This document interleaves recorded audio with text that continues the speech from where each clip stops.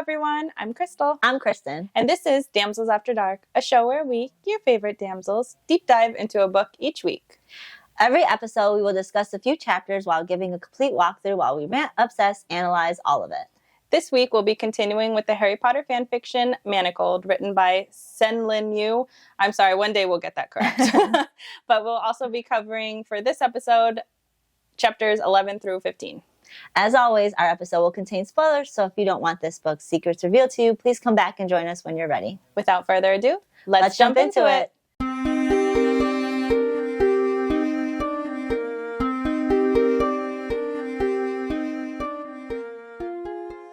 All right, so if we remember a couple episodes ago, well, how many? I think we've done, this is our third episode? This is our third, yeah.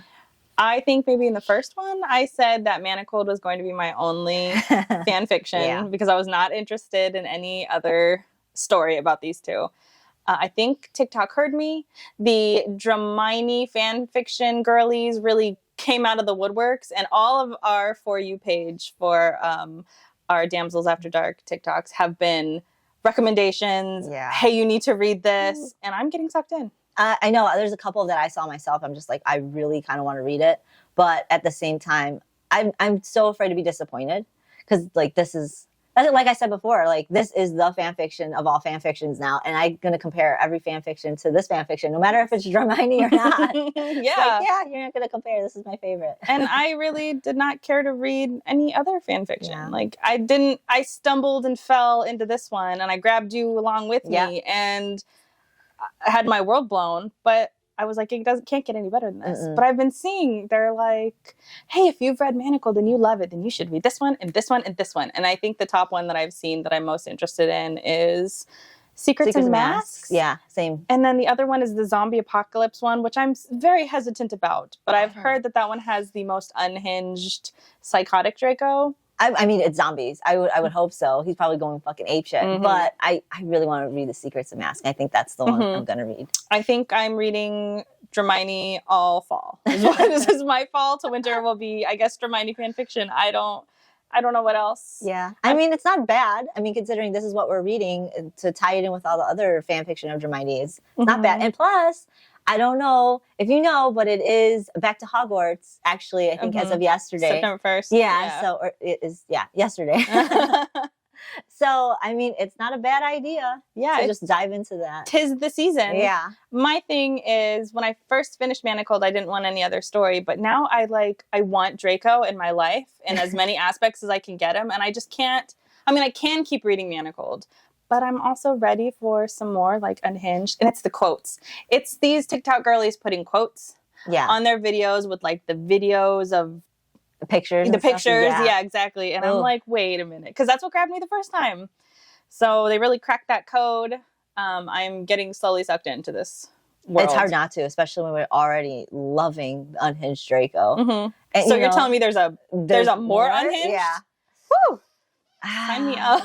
But I just hope Hermione isn't so, like, I don't know, Hermione in this, like, the way she is in this one, she kind of drives me crazy. So I'm curious to know if there is a better Hermione version out there as well that ties in with our Draco. So, yes. I mean, she's great for this, but, like, in the end, but towards the beginning and the middle, I'm kind of like, Hermione.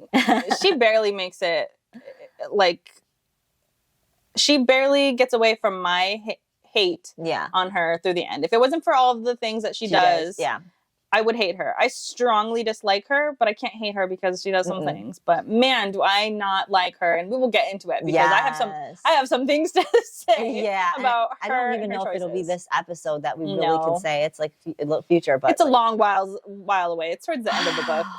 It's so aggravating. But I'm ready to discuss it. Yeah, let's dive into it. Let's dive. So I don't know. Trigger warning. Trigger warning. Yes, of course. Same as always. So same as always. Yeah. Heavy themes, essay. Maybe not so much specifically here, but no, she kind of just like rolls over it. That's about it. It's just pretty much the same shit that's been happening. Except I want to say she does. She's becoming acclimated to the house, so it's less, but it's the same stuff, and that almost becomes worse. Yeah, that's what she's. Yeah, we'll discuss. We'll discuss. So if we remember from last episode, we ended, I love where we ended for this last episode because she drinks the potion.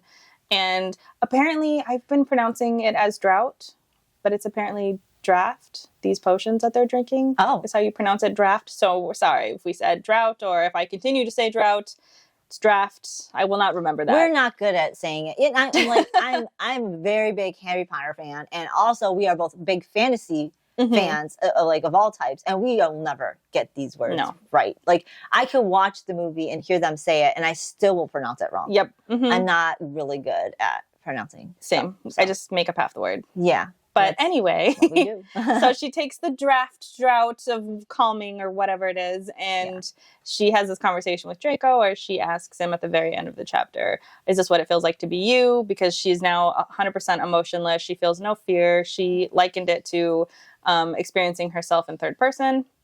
And then so cut to chapter 11, and he answers the question. And he says to her, feels good, doesn't it? Or something like that. Yeah, and she's just like, I feel dead. Because he's like, do you like it? Does it feel good or whatever? And she's just like, yeah, I feel dead. So, I mean, I guess to be Draco, you have to feel dead. He does a lot of crazy shit. You can't do what he does having any emotion whatsoever. No. And we learn that this potion lasts for 12 hours, but it's going to have a pretty hard come down. But it's there, like you said, to get her acclimated to the manor so that he doesn't have to babysit her so much. And like every time is like almost she's going through withdrawal every time, like a very horrible withdrawal, as if she was on it for many, many, many years. It's intense. And she also said that, or he also says that eventually she'll become immune to it. Yeah. And it's easy to abuse too, but the good news is that she'll become immune to it. So I think he ends up giving her like 3 or 4 doses of this, but this is the first experience of it. Yeah. And then after he gives her that potion, they go out on a walk. Yeah, I think this is just very typical of all the other walks they've had. There's nothing but they have conversations now, because now she pretty much, now that he like invites talking to her, so now she could talk. That's how the compulsions work. So now that she's talking, she has no feeling towards anything, so she gets more daring to ask questions. And I think when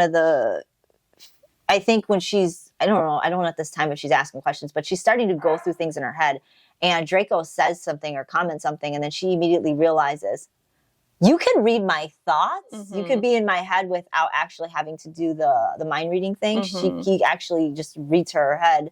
And I think it's, he says it's a little bit of blood magic, which is, I believe, I don't even think he says it's in the Manacles. No, it's not. So pin that. Well, and because she's essentially what she was noticing is that the Manacles couldn't tell the difference between when she was having a panic attack versus when she was thinking about killing herself, but somehow Draco was there in the times when she was going to kill herself. And so he says something like, oh, it only took you a month to figure this out. And she's looking on him to see what he might have that's tracking these things, or that's monitoring her enough to differentiate between, again, the panic attacks and her suicidal thoughts. And he says it's not the Manacles, and then she sees that there's a ring on his finger, and she's looking at it, and that's the same ring that was glistening that she was staring at. And he takes it off and he gives it to her, and I just want to pin that there. We'll come back and follow up. But I love this part too, because she thinks about eating it, and he's like, "Don't eat it." He busts out laughing. Yeah, this Draco Reeve hears this in her head and busts out laughing. It's a great part. He's like, don't eat it. Yeah, because she doesn't say it. She just thinks it, and he just says, "Don't eat it." Don't. And then she's just like, I think it even gets her more mad. Yes. Because now it's like, she kind of believed that he could read thoughts, but to what extent? And I think he tells her, don't flatter yourself. I don't go into her thoughts all the time. Yeah. And she explains it to us as essentially being, yes, they used blood magic for it. And it's like the same magic that binds him to the manor. So it kind of puts her subconscious into the back of his head. So he's aware of things that are going on, but he can, I think, go in and out if he wants. Yeah. But it's, again, similar to the same magic that they used to bind him to the manor. Which makes sense because now, I mean, she's kind of his property, so. Yeah, I mean, she is. It says it on her manacle. It does say it on her manacle. But then they have this, she thinks she has these thoughts about, like, all the things that she was trying to do to survive to get away from Draco. And I think he says something about, I would dearly love to see you manage a thing, because like she was talking about possibly like seducing him and stuff like that. And he says, I would dearly love to see you manage a thing. Perhaps you could start by seducing me, steal my heart with your wit and charm. And she said, maybe tomorrow. And then she just left him there and then walked through the maze. But it's funny because like, this is important. This is important because Hermione being Hermione, she's always who she is deep down inside. So remember that as well. But the fact that he knew this and didn't say anything till this moment to kind of antagonize her, she's just like, ugh. Like, whatever, maybe tomorrow. Maybe I'll charm you with my, what do you say, cleverness and wit, or something like that tomorrow. Yeah. Today is not the day. I'm going to go rummage around. I'm busy. Well, she's trying to utilize this potion as much as she can because she only has this for so long. She can only take it for so many times. And then he's only there around her for so many hours. Exactly. So she's trying to do what she can while he's there. But it's funny because like every time he's with her when she takes these potions, like she just doesn't give a fuck.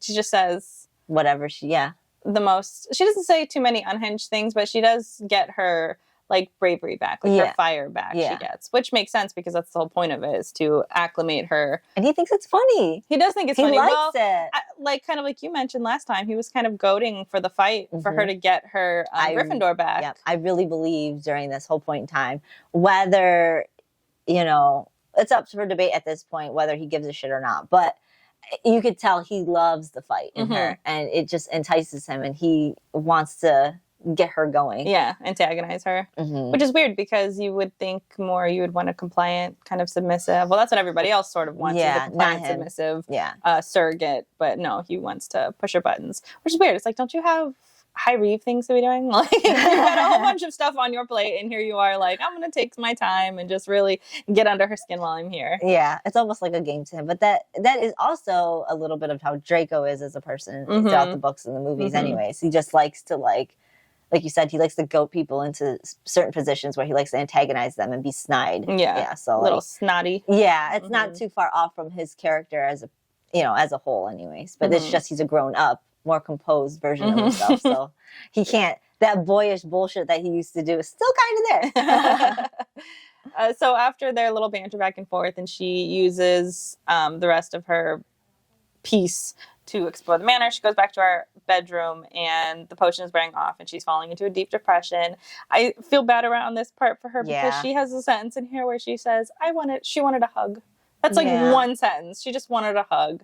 And I think she starts thinking about like her mom and her parents and stuff, and wondering why she can't remember them. And also she's reminiscing about like missing the comfort of being able to like curl up in the bed and have your mom like just brushing your hair with her fingers and like calming you. It's all very sad. It is, because she probably hasn't had that for even before the war.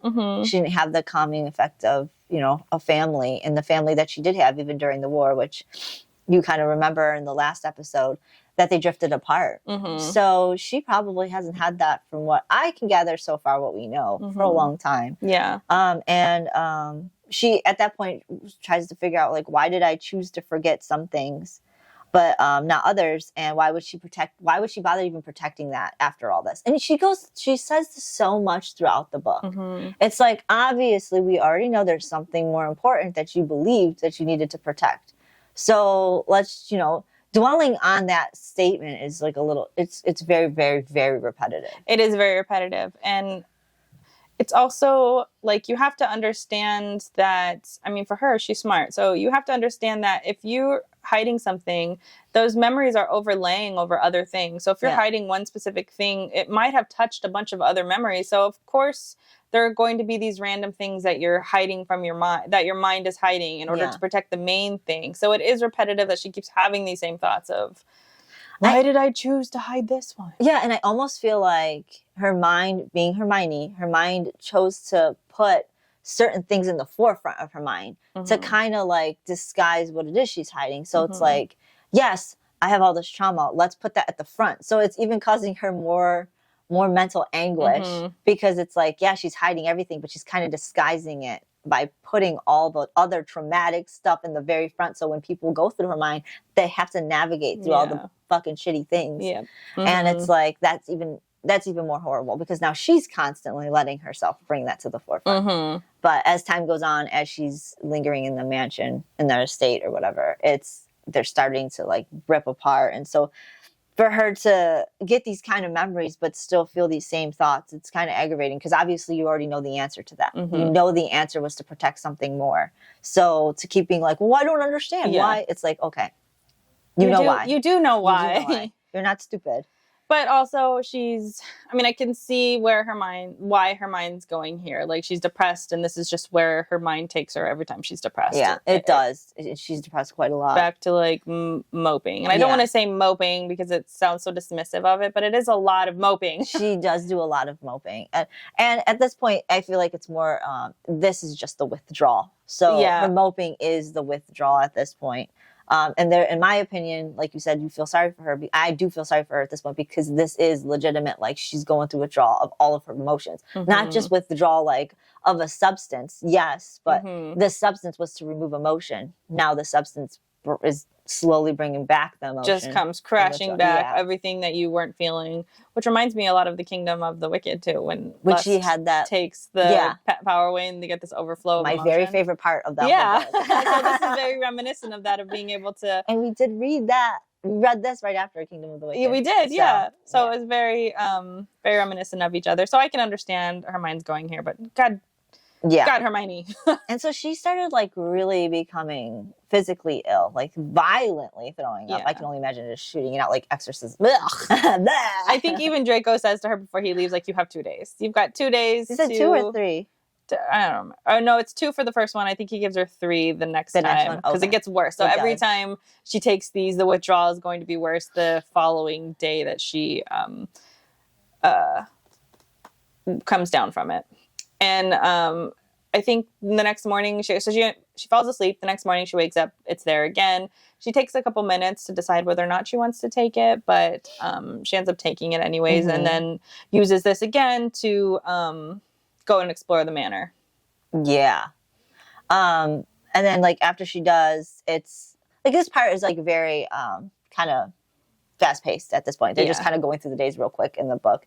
Right after she goes to the manor, she doesn't find anything of significance, and then immediately, goes back to her room and she has a withdrawal that's way worse than any other withdrawal, and that's when he tells her she has 3 days. But then there's no potion after that. Yeah. So, and then I think isn't that when the house elf appears? Yeah. I don't remember. I think so he gives it to her for the 3 days, doesn't give it to her that day, and then the house elf comes and says, you need to prepare yourself.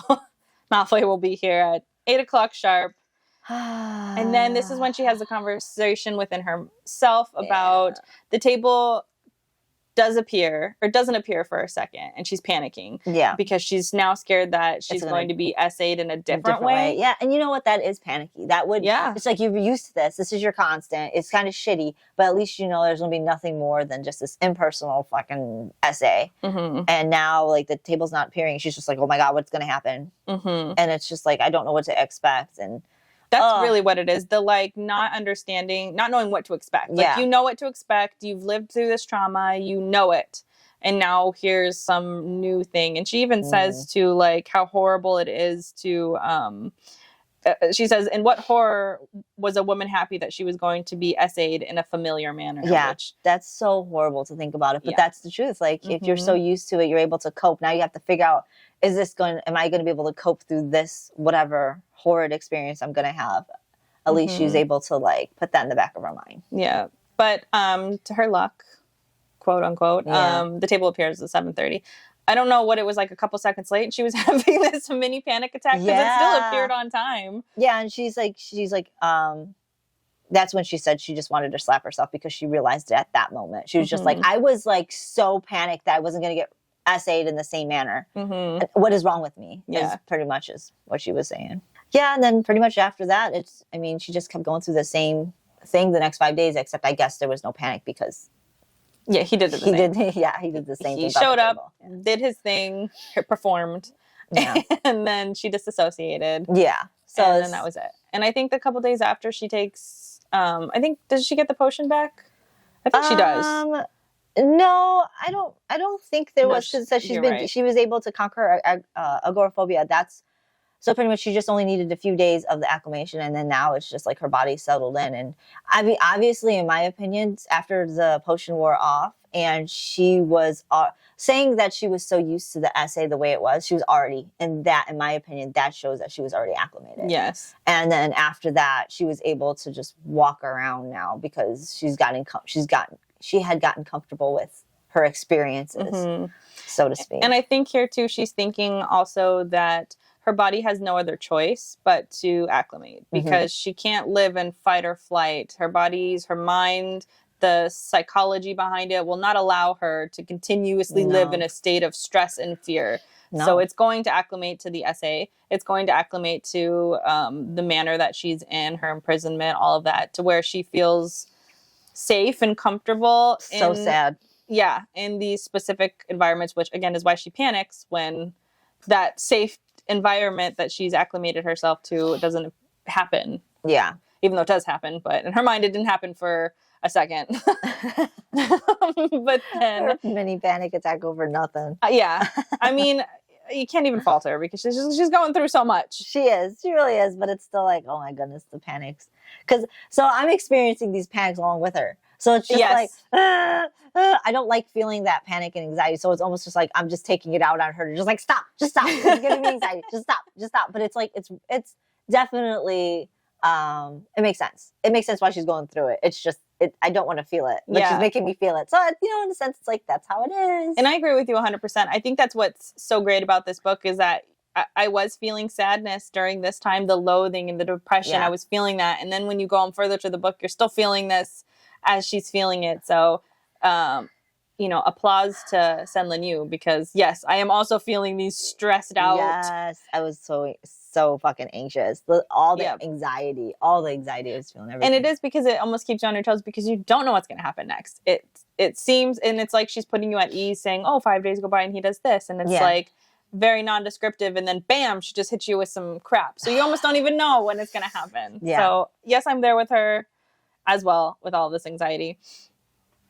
So I don't really think much really happens after this. I mean, she goes through her agoraphobia. I think she at this point, she's so acclimated, she even thinks, I need to put trying to escape on the back seat. Like, that's one of her things where she tries to talk herself out of. It's not a good idea to do right now. Even though she's finally conquering agoraphobia, she's actually deciding that that's not a good time, which is funny because when she was tackling her agoraphobia, she wanted to escape. Now that she's almost fine with her, she's getting better with it. Now she doesn't think escaping is a good idea. That just shows her acclimation as well. And then also the fact that, I mean, she's resigned to the fact that she needs Malfoy in order to do anything. And so she's noticing that he's not there all the time. Yeah. Like, she can't find him. Sometimes she's walking around the manor looking for him. She has no idea where he is. He's gone for like weeks at a time. Yeah. And she even thinks about the idea of now seducing him is even funny. Yeah. Which is because now she knows he could read her thoughts. She's like, this is laughable the whole time. That I was thinking this. He's just reading my thoughts and God knows what he was thinking about it. This would also drive me crazy because we mentioned, what was it, the first episode where I was talking about how much the witch being in the room with me would drive me crazy because no privacy. And then now this asshole's in my head. Like, where is there a free space for me to just decompress, be me, relax without somebody being invasive in my privacy? I would be toying with everything. I would be fucking with him. I would be thinking of how I'm going to torture him in my head so he could think of me disassembling his body. And I'd be just thinking about it. I'd be very strategically. I would be sitting there just in deep thought meditating about murdering him. Picturing it perfectly in your head. Taking every limb off, every finger. You know what? He would like that though, because it's the fight he wants. Yeah, but I still couldn't not do that. I still would end up doing stuff like that just out of sheer anger. Everything that's been going on, the food situation, the fact that, like you said, the picture and the article, I would be doing that before I even found out he read my thoughts. Yes. Now that he read my thoughts, I was just like, oh, I'm going to do it more. All day. Stressing him out. If I'm going to be fucking stressed out, you're going to be stressed out. Yeah, I'm going to make you think that I'm going to really kill you today. Today's the day. Yeah. Here's the whole plan. Yeah. Oh, even if it doesn't happen, obviously, I'm going to make him think that. I mean, you ain't got anything else to do. No, that's what I'm saying. So why wouldn't I just plot and plan his death. Like, she's already doing it. Why don't you do it creative? Yeah. And you know what? It's almost like a fool's errand to be sitting here plotting your escape because he's going to know that. So you might as well just fuck with him the whole time. Exactly. Just put thoughts in your head about everything that you're going to like fuck with him about. Yeah. I know. I agree. I don't know how she wouldn't have done that herself. But yeah. She's just depressed. She is. She's just sad. I mean, that's really... there's not an anger, like she's kind of angry, but she is not angry enough. No, she's not angry enough. That's why I get angry, because she's not angry enough. Yes. It's like, you should be so mad. You should be seething rage that the minute you see him, like your eyeballs just want to, like, you're twitching. You're like, Yeah. All of them. Yeah, everybody in this house. Astoria. Yeah. Him. Yeah, I agree. I agree with you. I would be upset. Then I think after she spends the couple days after, going through the manor, the next following day he comes in and he reads her mind. He's in and out real quick. He doesn't spend a whole lot of time doing anything. And then that night she has another interesting dream, this time of Alistair Moody. And she doesn't know what words were exchanged, but he says something to her, and I think she just sort of stands there. I don't think she says anything back. It doesn't matter. She can't hear it anyways. No. But she notes that she remembers feeling skeptical but determined. Yeah. And then that's pretty much it. There was not a whole lot going on with that dream/memory. Yeah. I think at this point her memories are still trying to unlock itself, but not allowing her to unlock it completely. Mm-hmm.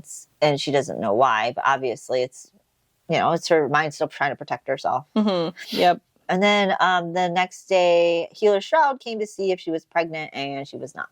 2 months. It's been now. Yeah. So that's the second time. And being that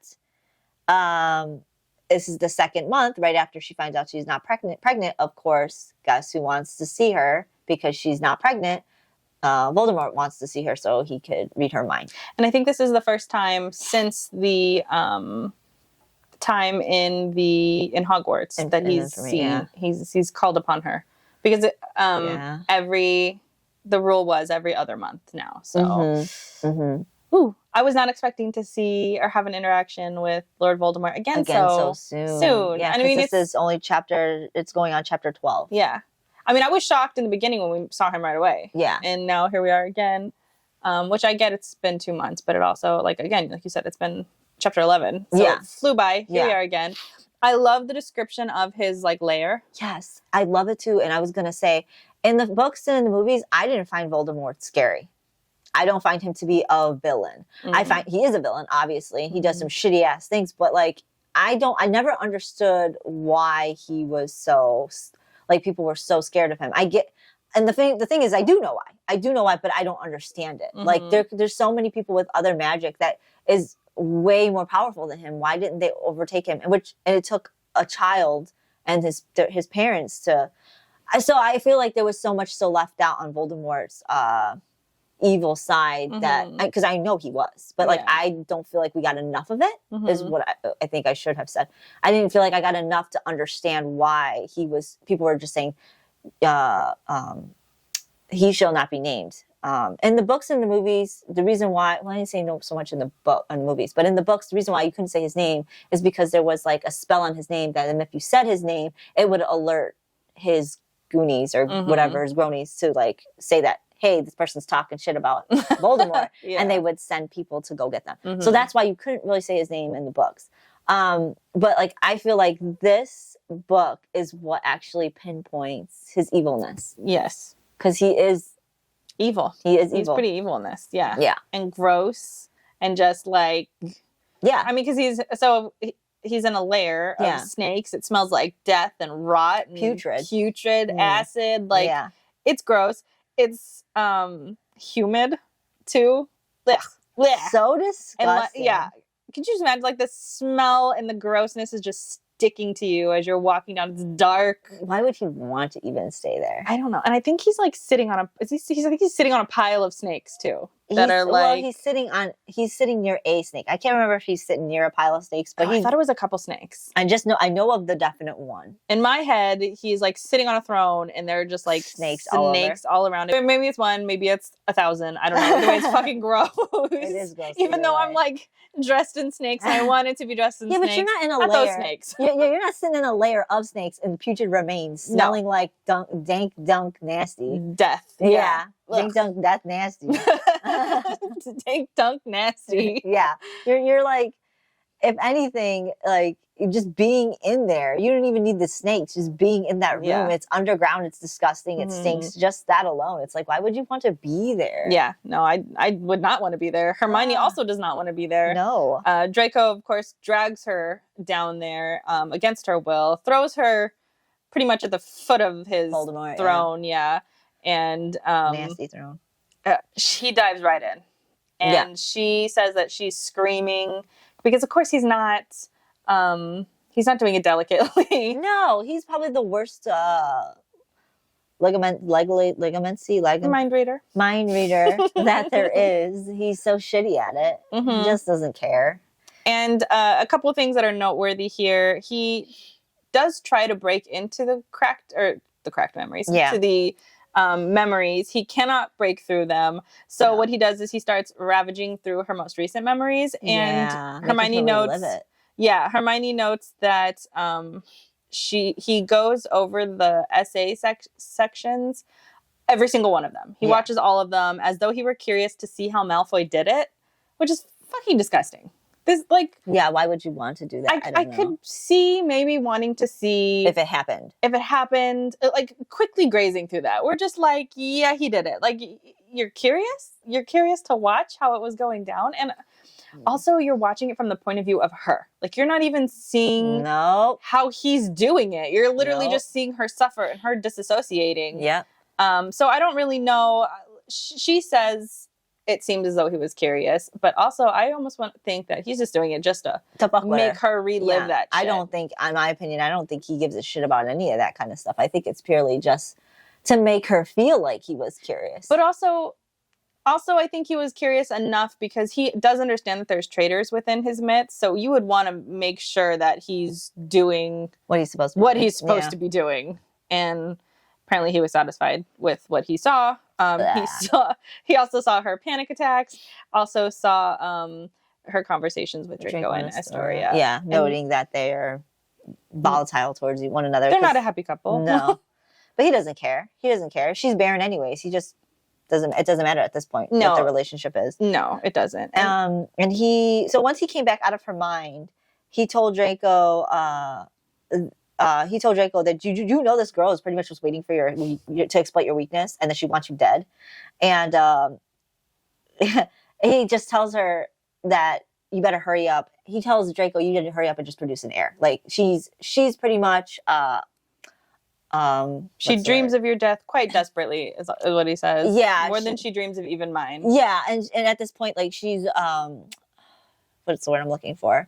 She's pretty much a danger to us all. Like, she has secrets and this and that. She uses the air, so she's pretty much a danger to us. And when she gets her courage or whatever it is that she's able to, she's a liability pretty much. And so he wants her pretty much to get what he needs out of her and be done with her. Because reading her mind, he's realizing that she still has a lot of fight to her. So, especially fight towards the one that is watching her. Yeah, like, she's in your house. Don't take her as, like, calm and demure. Yeah, don't and, underestimate her. Yeah, don't underestimate her. She's waiting to kill you more so than she's waiting to kill me. Yeah, and since you're in close proximity to her, she's going to do it. Yeah. It's Hermione. And Draco is unbunbothered. He's like, I know. I got it. Yeah. She does not scare me. I've been dealing with this when I was in Hogwarts with her. She always wanted to kill me.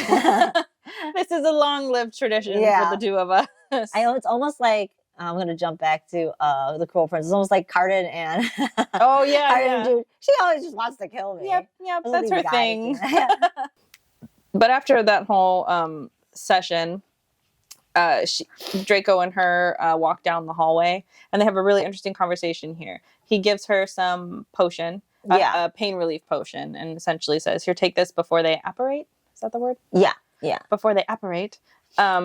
She takes it, but then she also says something to him like, you've experienced this before, or something like that. And he's like, yeah, my training was very vigorous. Because he didn't want her to apparate while her mind was still spinning from all the damage that Voldemort did when he rummaged through there. Yeah. And then he confirms that his aunt's training was very rigorous after 5th year. And she So this is important, so I'm going to read just this whole little area. They were both staring at each other intently. He felt like the only thing she could see, which I find that's a very interesting little situation right there. Yeah. Not the only thing you learned that summer, she noted. His eyes widened incrementally. Are you needing a confession for something? Should I tell you everything I've done? He asked in a careful draw. He drew closer so that he towered above her. A question rose to her lip that she felt somehow that it was vital that she asked. Do you want to? She said. He stared at her as though he were considering something. So this is an important conversation. I'll put a little pin in that so we can revisit this later. But also, I love this, that he's like towering, that he goes closer to her and he's like towering over her, because I was like, it's real. It's real good. Yeah, it's spicy. It's spicy. It's spicy like the most subtle way. But I also love, and I paused too early there, but I loved that she says that it's everything else was blurry, but she looked at him as like the only thing that she could see, the solid rock that she had right there, which is interesting because their relationship hasn't been very good. But this is an interesting thing to put in there. Like all of a sudden she's feeling as if in danger, crazy things that are happening around, but looking at him as like her safety, the only thing she could see. It's very romantic in a way that doesn't need to be romantic. Especially after just seeing Voldemort. Yeah, and especially since they really have no relationship either. Like, it's still not there, but it seems like this is the first tendrils of something that might be crawling under the surface. I don't know. That's just my opinion on it. But, the leaning over her and saying this is very spicy. Unnecessarily spicy. So dramatically sexy and spicy, and he like does it with like almost like a caress when he walks. Mm-hmm. It's a very like caressing walk. Like I'm coming over to you with intent and purpose, and then he like towers over her, looking down, almost like I don't know, taunting her to be like, is it something you want? Is this what you want? Type of taunt, you know? Yes, like, yes, it is. Tell me all your sins, Draco. Yes. Tell me all your sins. Confess your sins, please. To note, we made mention of it in the first episode where when she first sees him, she doesn't mention that he's handsome or beautiful. She just sort of says he's like controlled and he's powerful and he's all of these things. And then it's not until I think the second episode when they're standing outside at one point, then she notes that he's a beautiful fallen angel. So we're like slowly getting hints that, oh, hey, he's attractive. In case you didn't know from the very beginning, he's attractive. Now he's towering over me. Now he's the only thing that I can see. I don't know why I got all of this from this part, but I was really like, wow. It's so spicy. So spicy. And when he's like giving her a potion, he's like, here, let me help you out. Yeah. It's like he's tending to her needs. Like he doesn't have to do that. Mm-hmm. He doesn't have to like, make her feel better by giving her a potion. There's, he keeps saying, I will always do what I need to do that I'm ordered to do, but he was not ordered to do any of this. No. He's not ordered to give a shit about whether or not she has these mental, like, sure, it's going to be painful and give her headaches and all this other stuff, but it's still not going to cause any permanent damage if she were to just not take a headache drought or whatever. And he didn't have to like saunter over to her and like tower over. Like he didn't have to do any of that. None of that is for her benefit. I mean it is, but it's not in the way he keeps claiming it's supposed to be. Yeah. So I love that part. But after that, they do go back to the manor. Yeah. Yep. And he basically says to her, "You've got 2 days. 2 days to get your shit together, and recover." Yeah, and then he just leaves her. And then so I think Draco comes to see her a few days later, and he tells her he's got something for her, but it's a Christmas gift to myself. Yeah, it's not to you. It's for me. And I have decided to end your weekly ritual of replacing all your shoes. And so he's giving her boots, and it'll arrive tomorrow. But don't see this as a sign of affection. Hello, I think you love me. Yeah, I'm sorry, did you just get me boots? And they're like fancy boots too. You buy a girl shoes, you love her. Yeah, and you bought her fancy boots. They've got temperature controlled charms in them, like Draco. And then you're making a point to be like, don't interpret this as me loving you, or not loving you, but me giving a shit. Yeah, I would be like, you love me. In my head, immediately, I would be thinking all these thoughts, and I would be smiling at him. He would probably be like, this bitch. All day I would be thinking about those shoes. Yeah, I'd be like, yo, you got me shoes. What do they look like? What color are they? I would be too much. I'd be a pain in the ass. Mm-hmm. Then. Like, it's funny because he says, like, you're worse than a dog, I'd be like, yeah. But she says, I think at one point in time, she's like, oh, it's almost like as having a pet. I'm sure if they were to have a pet, they'd have a diamond studded collar on this pet anyway. So there's no difference in the shoes that they pay. They have no mind that what they're doing is expensive. Or it doesn't show any care. It's just they don't care. They have so much money. Yeah. They'll just buy whatever. Like he doesn't know how to not buy expensive things. Yeah. Like he bought them because this is par for the course for him. Yeah. That's not how. I mean, you bought me shoes. Yeah. Let me go to the meetings and show all the girls that you bought me shoes. Let's go to the surrogate meetings. And I actually, there's no surrogate meetings, but but look at my boots. Yeah. Oh my god. My master bought me boots. He must love me. The Stockholm syndrome is real up in super here. Thick. It's a thick. You can taste it. You can taste the So note to self: if you're kidnapping either one of us, if you buy us shoes, we're just gonna. You love us. And towering over us the day before. I mean, that's really what it does for me. Not even the shoes. You don't even got to get me shoes. Just saunter over to me and just. You sit me down in front of the laptop with Amazon and be like, "Here's lots of money. Buy whatever you want." Like, oh, you say no more. I'm yours. I'm yours. Take me. So then he essentially says, or she says to him, "I don't know the date," and he says, "Well, did it ever occur to you to ask a house elf?" Oh yeah, and that's when she tells him pretty much, I can't speak unless I'm spoken to, and that's so shitty for Hermione because she's always voiced her opinion, and so now you got this strong-willed, strong-headed person not being able to speak unless she's spoken to. Oh, that's so shitty. And then also just that's so shitty from the perspective of a woman, and now she's being controlled by a man, and this is the the rule that's in the house now. You cannot speak until spoken to. I mean, it's to anybody, but it just feels very in this moment too.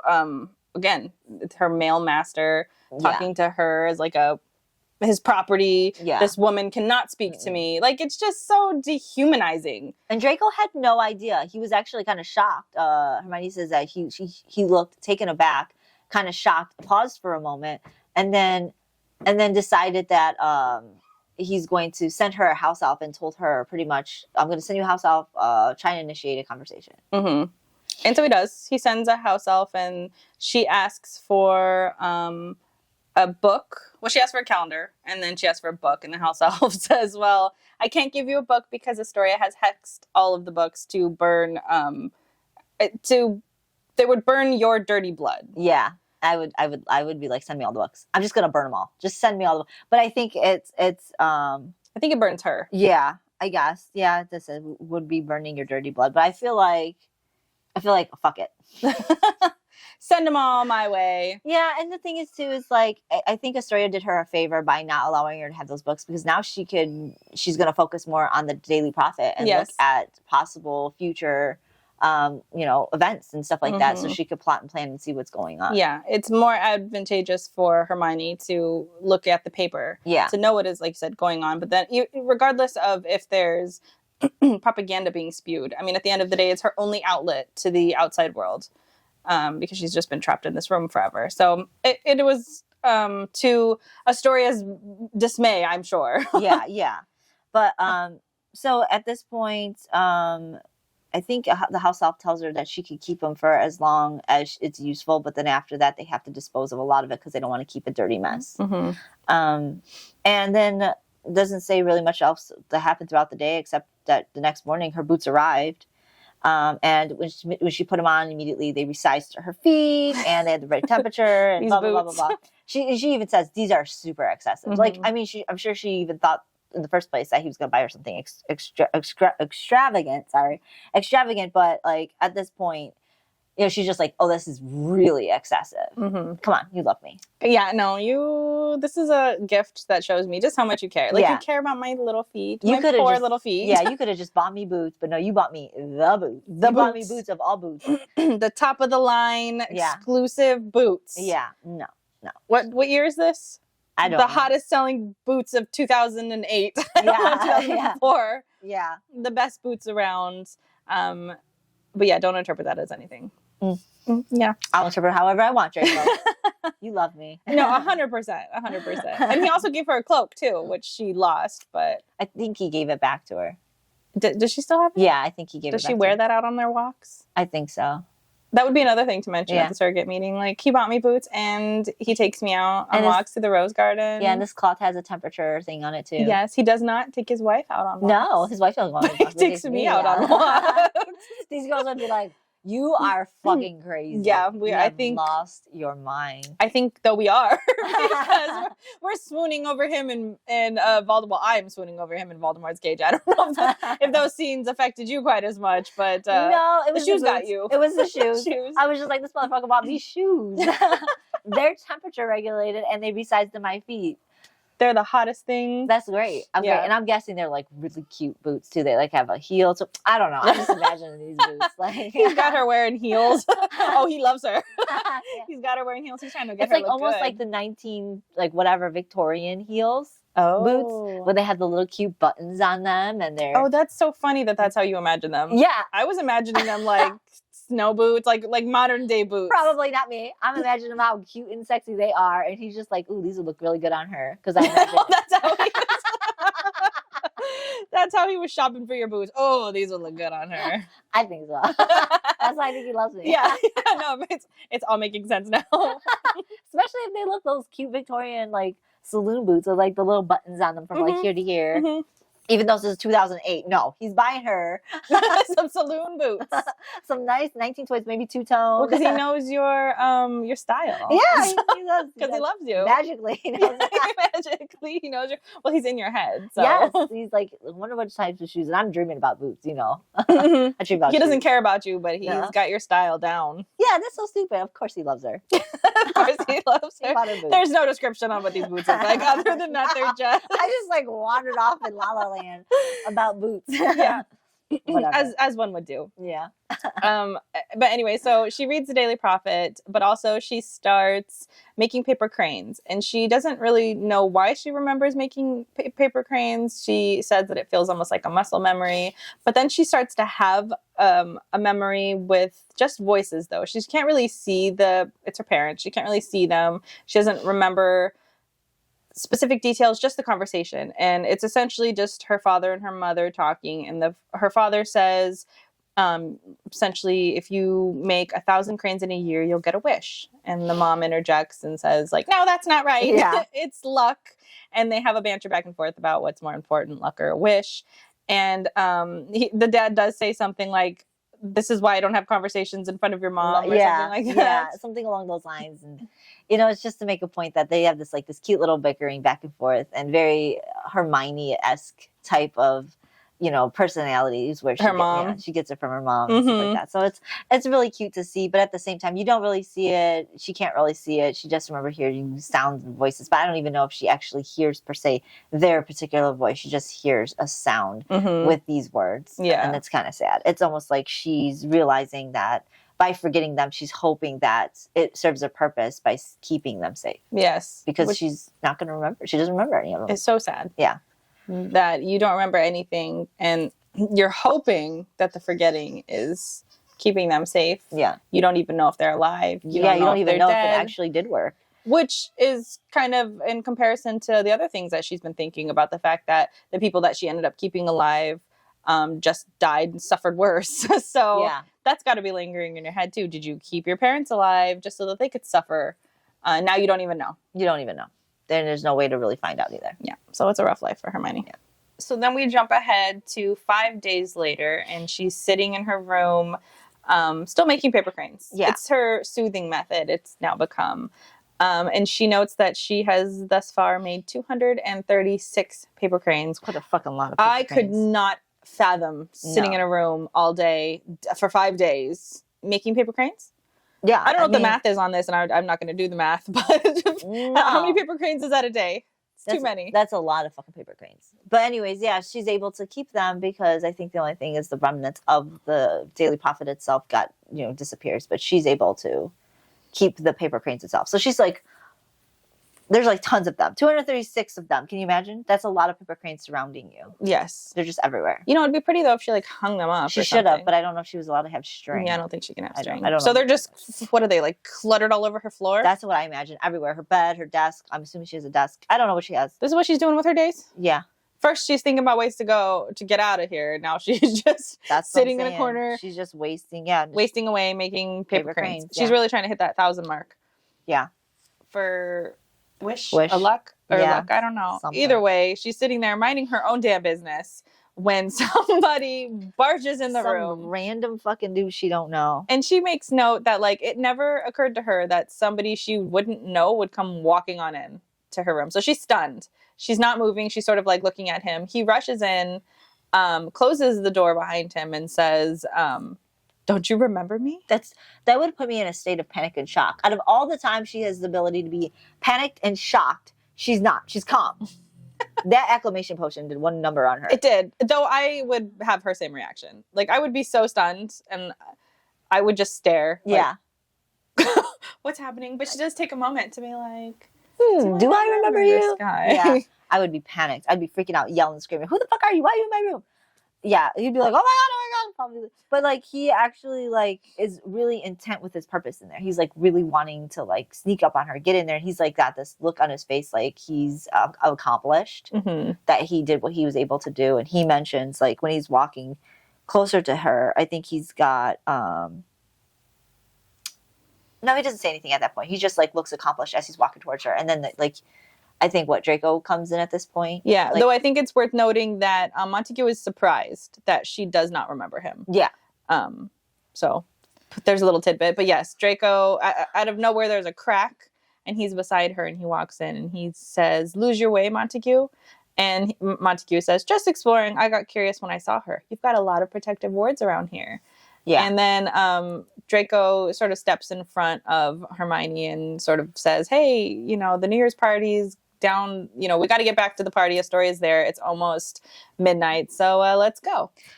Yeah. And she like, there's no note. She doesn't say anything about a party before he walks in that room. No. So that kind of leads you to understand a little bit of the wards that are on her room, because there's a whole ass party going down.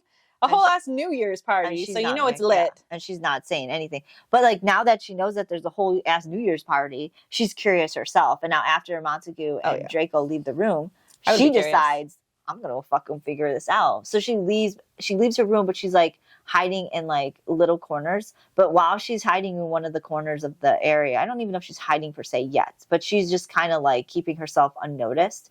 And when she does, she's starting to like peer over and she sees Astoria like rushing into like one of the dark corners of the room, and she pulls in a man, and the man doesn't look like Draco whatsoever. And she's like, 1 minute she's like making noises of like gasping, and they turn into moaning. And she's like got her legs wrapped around this dude, and it quickly escalates, and Hermione freaks out for a second because she's like, I don't want Draco to find these memories of his wife essentially getting screwed by some other dude. So she flees, but also she makes note to say that the act itself wasn't surprising, but the indiscretion seemed excessive. Cheating on her husband in a hallway filled with his family's portraits. Yeah. Which goes back to a comment you made on the first episode. I believe that the portraits were calling Astoria a whore, not Hermione. Because, like, it didn't seem right. Even when they were calling her, like, even in the beginning when you were, like, listening to them call her a whore, I was just like, why would they say this? Like, do the portraits even know why this girl's here? But the fact is that they do know what Astoria has been doing. So because she's not hiding that. Which what the hell is she doing? So brazen. So the balls on her. Like, your husband is not just some Death Eater. He is the High Reeve. The High Reeve. The High Reeve. And you're cheating on him and like not even in like a secret room. Like, you are in the halls in front of his family portraits. And a New Year's Eve party. Where it is like filled with people. It's filled with his colleagues. Like the audacity. Yeah. The audacity.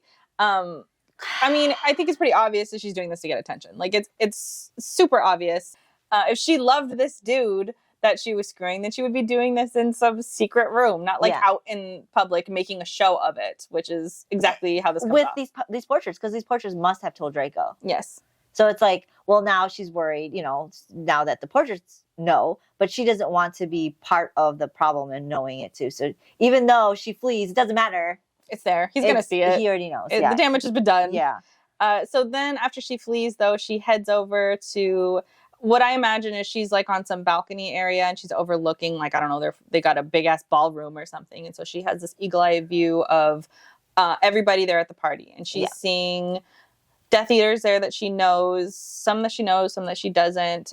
She's also seeing there's 9 other surrogates there, and obviously they're super obvious because they're wearing their red bags. Yeah. But she doesn't know any of them. She doesn't know any of them. Yeah. But she does note that the surrogates seem to be being used as a status symbol, that they were paraded around to sort of show a bloodline's importance, which is disgusting. Like, every aspect of how they're utilizing these surrogates is just gross. Yeah, they're just pretty much trophies, like sex slave trophies, and to parade them around like oh, look at me, I have a sex slave trophy is fucking utterly disgusting. It is utterly, and I imagine this is not how they're doing it, but I imagine there's like almost like a leash and a collar, like you're walking around with this. It's an invisible leash because they have those manacles. You're right. So it's like you're walking around handcuffed, if anything. It's the same fucking thing. Disgusting. It's so disgusting, and I don't know why anybody would be like, oh yeah, that's awesome.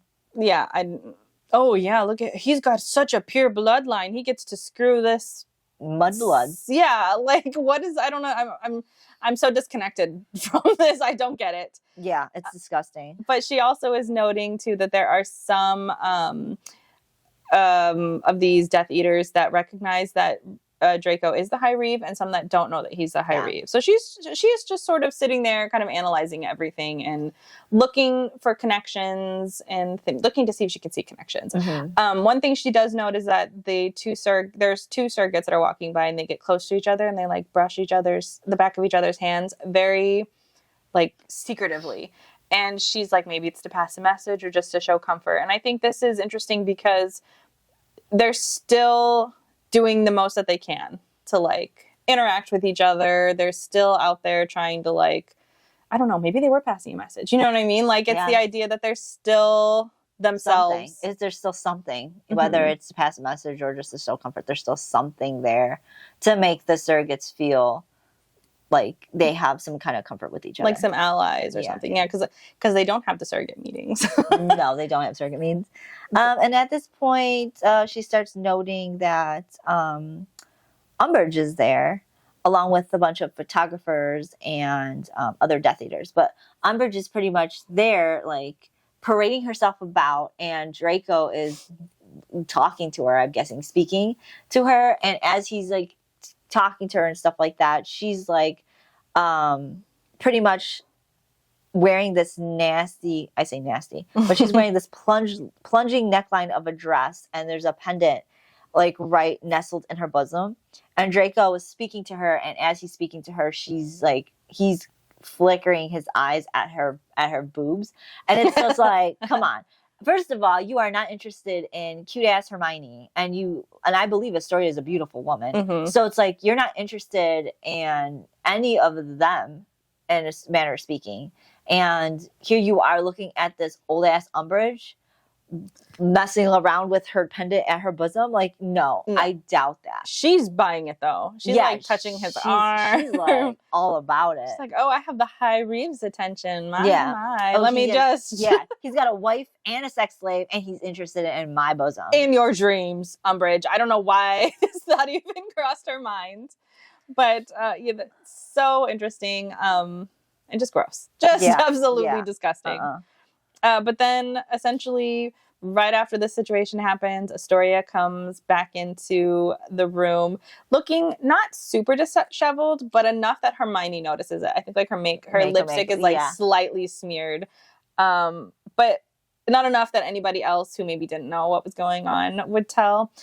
And then this grand moment happens. Yeah, so Draco, in my opinion, I think he does notice that her like lipstick is all fucking weird, because he runs his thumb over her mouth. Mm-hmm. I'm guessing to like fix that shit, or to clean that other man's mouth. Yeah, because he is. I mean, it's before midnight. The clocks are counting down right now. Yeah. So it's like that moment. He knows he's gonna have to kiss her, and so he moves his thumb over her lip, and he goes in for the kiss. Oh. And then what does he do? Oh my God! So like when he does. Hermione's watching this whole thing, and she's feeling like she's involving herself in an intimate moment, and she's feeling like very kind of awkward about it. But as she's looking, his eyes look directly at hers, and he does not take his eyes off deadpans at her as he's kissing his wife. And he doesn't stop until Astoria pulls away and ends the kiss. And so the kiss is like a very, I would say it's not a very passionate kiss. No. It's a kiss for show. Yeah. Because there's photographers there. The cameras are going off. Yes. It's a New Year's Eve party bash. Everything's happening. It's all exciting. And he's like making this almost very romantic gesture of like putting his thumb over her, kissing her, and then like looking up. I don't believe at all that thumb over the mouth was meant to be a sultry, seductive. No, it was to wipe whatever was on her mouth because he noticed it was all weird, and he gave her a kiss it was for all the weird. cameras. He would though, because he's just very meticulous. So he would, if anybody were to notice, slight smear beside Hermione, who saw what was going on. Yes, he would, and it makes Who's sense. To say he doesn't read her mind? Who's to say he didn't already know? I mean, but the portrait's already told him. Like he already knows. He knows, but like, who's to say he doesn't know at that moment that it just happened because he could read Hermione's mind? True. So maybe he would have already known the moment she saw it. Yeah. Yep. So in my opinion, I think he already knew based off of that particular thing that she, because if she was so shocked and taken aback by it, it would have sent an alert. Yep. Which he would have immediately read. Yep. And I think so that's why I think he read, because he already knew. That makes sense. Yeah. Gross. So gross. So he's like, we're not even putting emphasis on the main point here. The main point was, yo, he looked at her. He was like staring Hermione down. He was kissing his wife, looking up at her in the rafters. In the rafters. Like, it's a cruel prince. Pretty much, though. Yeah. There's a lot of cruel prints in this. Yeah, there is. There's a lot. Hermione says that she couldn't breathe. And I also could not breathe when I read this. I was like, what? And then this comes after, I mean, we went over it pretty quickly. They were frozen pretty much in time. They were frozen for a couple seconds until Astoria pulls away. But this comes after he, like, popped into her room like her fucking white knight to like save her. Like that scene was already real sexy to me, and then this comes after that. It was like, this is too much. I can't handle this. What is going on? And Astoria already knows that their kiss was like a shitty kiss, because she like breaks away from him, pushes not I won't say pushes, but just like pretty much just like and then just leaves. Yeah, she doesn't even stay to linger around the man that she's married to and show attention to. She just breaks away, leaves him. And then he takes a champagne flute and just knocks that shit back like, fuck this. Oh man, he is unhinged. Yeah. He kisses, looks up at her. He's like, I need this fucking shot. Yeah. Give me this. Hermione notes that the party lasted 4 hours. Yes. And that it wasn't done until like 4 a.m. in the morning or something like that. It was a long ass motherfucking party. And what was I gonna say? She noticed that this is when she noticed that other people did not know that he was a high reeve. Yeah, that he was a high reeve. I don't know why she didn't notice before, but maybe it's guessing because they were lingering about. Yeah, because right around that time, everybody's like lingering. It's 4 hours. So. Yeah, and different people are coming up to him and their reactions to him and how he's responding. Like those, she's studying those. And she makes note here that Malfoy played his part like a benevolent king. The coldness and sense of danger to his person was undeniable, but he layered it beneath aristocratic courtesy. Now, I think this is super interesting, just this line here, because it shows you the duality of Draco. That he is both playing this, but he is this like benevolent being. He's kind, he's sort of nice, but then at the same time he's like super, super deadly. And it's going to come up again too when she reads the paper the next morning, which I'll tie back to. But I love this description of him, that he's benevolent, but he's very deadly and everybody knows it.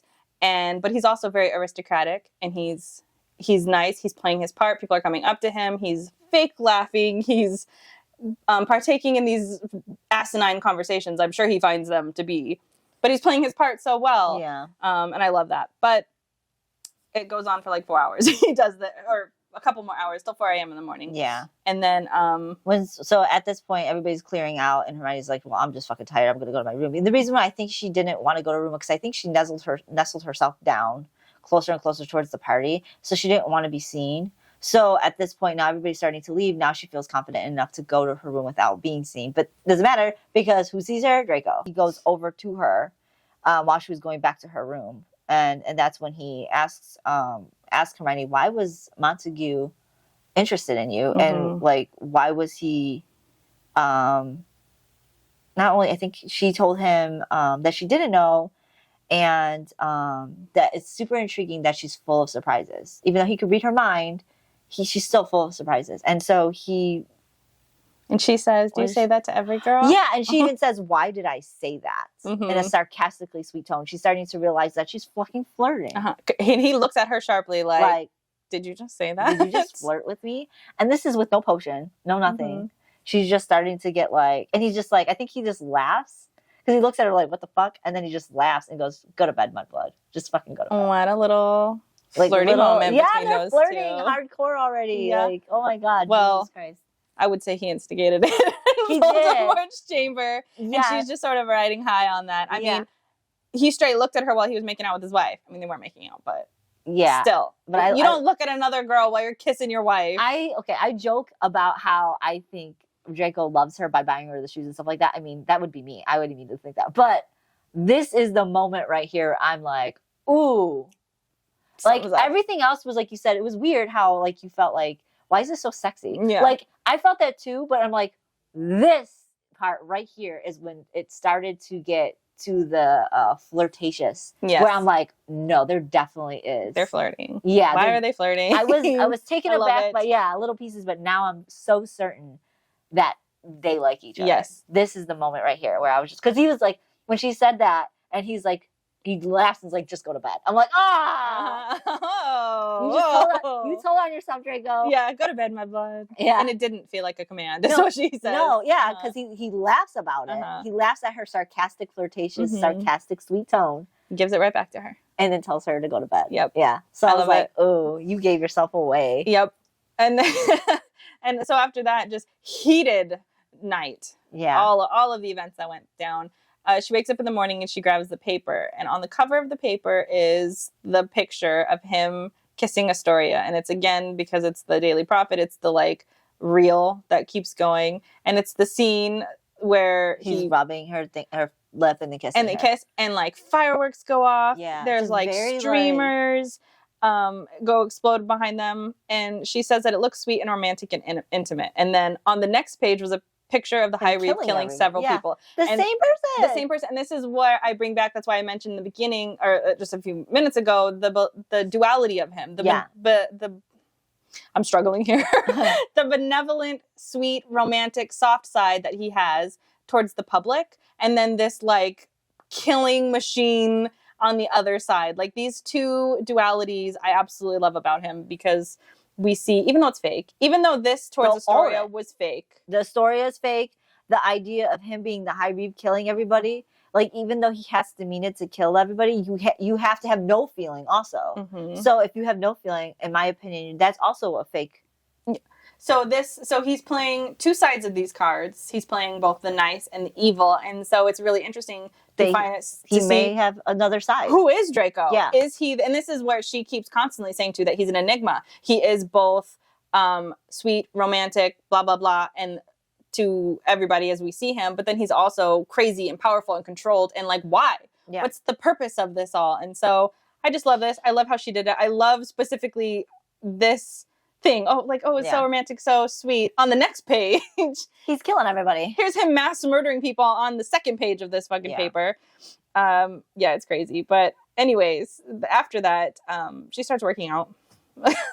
This girl. But she says she's getting ridiculously fit.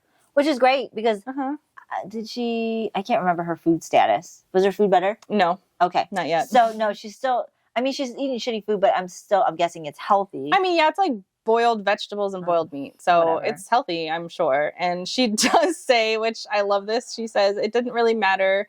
It felt pointless that she was getting so fit. It doesn't really matter how much... It doesn't matter how much of a punch she could pack if she wasn't able to actually drive her fist into Malfoy's face, which is very Jude of her. That line. Like, I'm getting so buff, but it all's for naught if I cannot punch him in the face.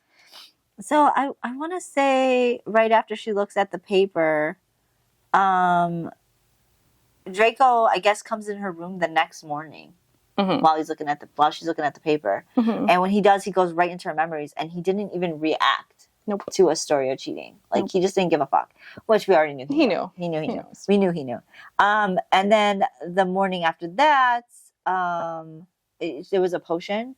Was it the last? Yeah, it's the last of the acclamation? calming. Yeah. Or whatever it is. And so she takes it and she just starts walking around the manor, and she comes across the first floor, and she said immediately when she got there, it felt thick of dark magic. Like she was like walking through the dark magic, which she already knows what it felt like in Voldemort's nasty ass reptile cage. But this time it doesn't smell putrid. It has a sense of feeling like a thick dark magic, like something was just present. And as she's exploring down here, she enters into a large drawing room, and she notices that there's a cage, like literally built into the stone of like the stone flooring. She says it's about 5 feet tall, and she says that it was tall enough for a prisoner to stoop in or hunch in, but not stand. Yeah. But not stand. That would be miserable. Like you're constantly like this for who knows how long. Somebody I think I could stand up in it.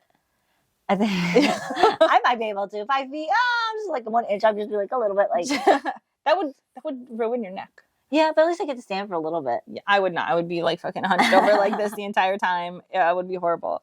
But she says that dark magic seemed to be heavily around this particular area, even though it was floating through the side of the manor. Yeah. It's heavily concentrated in this specific cage, and so obviously she's feeling like they're fucking caging people in here. Yeah, and this cage can't be moved. It's immovable, is what it says. It's like pretty much like the house was built around this cage, not the other way around. It's really weird how this cage even is in here, and like nothing else is in this room. I don't think. No, like, a few things maybe. And then Draco sees her and says to her, "Of course you would lack the sense not to come in here." And that's the end of chapter 13. Yeah. And then we go to 14, and he comes in. Yeah, and he enraged. He finds her. He's super, super irritated that she's just there. Yes. Like, why are you even here? And I'm assuming he purposely had that door locked at one point. Yes. But the fact that she's there, he was irritated by it, and then Hermione questioned if he kept people caged, and then he gets super fucking mad about this. And then he says, "You're the only one I keep caged, Mudblood." And then his rage started to subside. Yes. And before that, while his rage is billowing, though, she's making note that if she wanted him to kill her, that now would be the perfect time.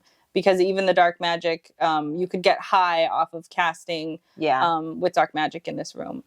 Because it's like so thick in there, you could feed off of it. Though noteworthy that she doesn't provoke him to kill her. Even though she's been dreaming about this moment since she got here, she doesn't take advantage of this, and his rage subsides. And she lives another day.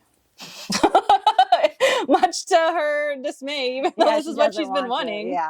But anyways, he ends up telling her that this is his father's side of the wing, and that he's not here. He's not here. He's abroad right now. And since Draco is pretty much just realizing that she's walking around, he doesn't want her getting into other areas that she shouldn't be in, and I don't think he's aware of what areas are open to her at this point. So he asks her if she wants a tour, and I'm guessing Hermione's just like, yeah, pretty much. Let's just do this. Let's get it on. Let's get it on. So Hermione walks out of the room, and that's when Draco locks it shut. And that's, she's just like, oh, he locked it. So I probably wasn't even supposed to be in here. Obviously, you're not supposed to be in there, Hermione. I mean, it was leaking dark magic. I mean, if that was a bitter... even he says it. Like, of course you would lack the sense to come in this room. But then also, Draco, like, you gave her the potion that would stop her from having any rational sense of fear or and she even any says hesitation. That. She says that as she's walking down there. I don't think I should be here, but I don't care. Yeah, I have no fear of this. No. So then, after that, Hermione tells her, like, hey, I was told I could go any room in the house, and Astoria didn't tell me I couldn't come in here. And she was the one pretty much telling her where she could and couldn't go. And she said, oh, she didn't tell me I can't go in certain areas, so I was assumed I could come here. And he goes, Draco told her she probably wanted to meet an unfortunate end by doing so. So Astoria is not giving her warnings on purpose. Yes. Because if Hermione were to meet an unfortunate end, then possibly Draco would meet an unfortunate end, leaving Astoria, the widow of the Malfoy Manor, to get all of this money in this entire manor. I don't know how that would benefit or suit her either, because she gets it no matter what right now, because she is his wife. But they have no kids together. So you keeping this is going to do what? Well, but then she would be rich. She Yeah, would but have like this I whole meant manor like without him. if she was to keep it, which she already has right now, but if she were to keep it and she were to die, And who were to die? if she were to Hermione? die, no, if Astoria, if let's say Draco died and everybody died and Astoria got everything, Oh, okay. she gets it no matter what at this point. That she's his wife. Yeah. What would it mean to her after she passes away? Who is she going to give it to? Yeah, I don't know who She's she barren. would go to. She can't give it to anybody. she so wouldn't it's give it like to anybody. she's got it right now anyway. But she would live her best. Well, but she has it with strings attached with Draco, and she doesn't. Draco doesn't give a shit. Well, yeah, but then you just have to deal with him. Though. I know she really doesn't because he doesn't live there. Yeah, she's actually, in my opinion, she's the reason for her own bullshit. Oh, 100%. Because Draco does not give a shit. 100%. He lets her do whatever she wants anyways. Yeah, but 100%. So like the fact that she's upset that he's around is more of, in my opinion, more of a prideful thing on her. Like, he doesn't want me and he's around, and it's almost like it's making her feel some sort of way. Yes. It has nothing to do with Draco. Draco doesn't care. No. Well, so it's like, why do you care if he lives or dies? You could seriously do whatever you want right now. He does not care. I think the thing is that Hermione's existence just in general irritates her. Like the fact that no, I'm talking about Draco. Why does it matter if Draco's alive? Because she said, well, yeah. So I don't think it matters. I think that she likes Draco. Like I think she has feelings for Draco. She wants Draco to like her, and so because she wants Draco to like her, she doesn't like Hermione because Hermione is the one he's screwing, the one he's spending time with, and so it's not necessarily to. I mean, I think he's just tongue in cheek speaking right here. I think she's doing this just to, as everything else that she's doing against Hermione, just to poke at Hermione and but I think she wants Hermione dead so Draco could get the reap of it from her. But I don't think that's what she wants. I think she literally just wants to fuck with Hermione. She wants to get, because that's what she does with the food. That's what she's done with everything, is just to fuck with Hermione because she doesn't like Hermione. I mean, at the end of the day. But she knows that that's what happens, though. She knows that if something happens to Hermione, Draco's the one. But I don't think she thinks Hermione's going to die or get like sued. I mean, she just left the door open. Like, it's not like there was somebody there. It's not like Lucius was there. You know what I mean? It's like just so ridiculous, though.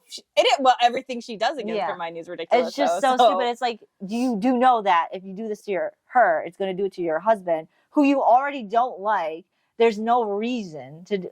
It's so stupid. It's so stupid. It's like, so leaving this door open so she could go down there. And Draco, it's like, it's just infuriating Draco more to hate her more. That's what I mean by that. It's like, it is 100%, but she's why are you doing it? Clearly she's doing all she can to get his attention. Like, whatever it is. It's so pathetic. It's so high school. Like, instead of sitting down and having a conversation, we're just going to do everything to just piss him off. And I think it's alleviating some of that built up anger, again, because she has anger towards Hermione, because Hermione is stealing his attention, the attention that she wants, because I think Astoria does want Draco. I mean, she does, but it's like, if you're doing it in the most dumbest, the worst way, fucking way possible. That's why I don't understand. I cannot understand the thought process on how hurting Hermione is going to get her to have Draco. If anything, it's stopping Draco from performing his duties to the High Lord, which in turn gets him more trouble. That's too much mental brain power for her. Yeah, she doesn't. Like, she's got like a 16-year-old brain right here. Yeah. She's like, I don't like this girl, and I'm going to do whatever I can to antagonize her, and then maybe Draco won't like her anymore. Like, that's her mindset. That's so stupid. So no, that's not gonna happen, Astoria. He doesn't like you. Nothing you do is gonna make him like you. And no, for real. And as if she heard them talking about her. Yeah. Well, even before this, too, she says something interesting to him. Hermione says something interesting to Draco, that you sound as imprisoned as I am. Yeah. And because he pretty much says, I have to just do what I'm told to do, because I think she brings up Astoria because he's just like, I was commanded to marry her. I didn't want to marry her. I was commanded to, and I'm just going to do what I'm told to. And that's when she says that. Mm-hmm.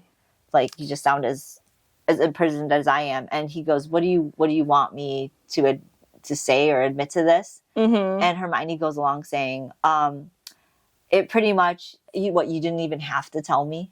You already agreed to that if you're doing this already, or something like that. Yeah, I can't remember. He says what you said. I was commanded to marry her, therefore I married her. I was never commanded to care. Yeah. And then she says, you sound as enslaved as I am. And he says, are you trying to provoke me or sway my allegiance, Mudblood? How terribly audacious of you. And she says, you already thought it. If you hadn't, you would be offended right now. And he says to her, you know what? You almost seem like a Gryffindor again, which ties back to what you had said, how he likes her Gryffindor. Yeah, he does like her. So it's like, he's like, yeah, I like your Gryffindor. But yes, 100%, he's just as enslaved. He's thought about it before. He clearly doesn't like Astoria.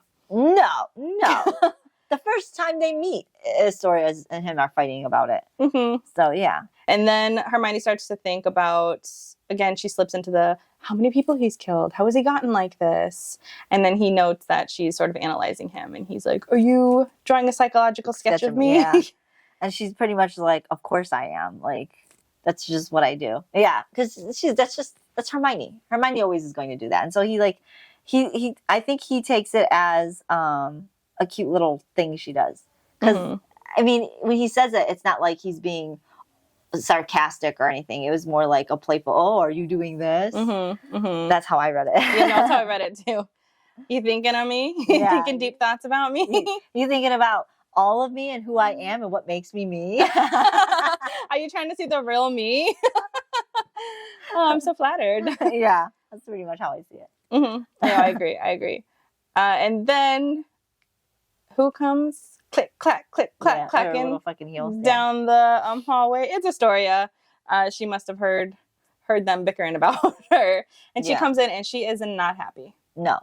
And Draco isn't even happy. He's like pretty much telling her, you left the wing open, the drawing wing open. And she's like, oh, it must have been, she blamed it on the house elves. The house elves, yeah. And he's like, oh, yeah, sure, okay. Yeah. That's the house elves.